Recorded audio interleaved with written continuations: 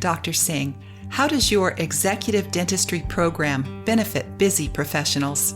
The most important aspect to a busy person is often what's the fewest number of visits I can get it done, how quickly can I get the final result, and am I able to go to my meetings and do everything I have to do in between? I don't want any downtime.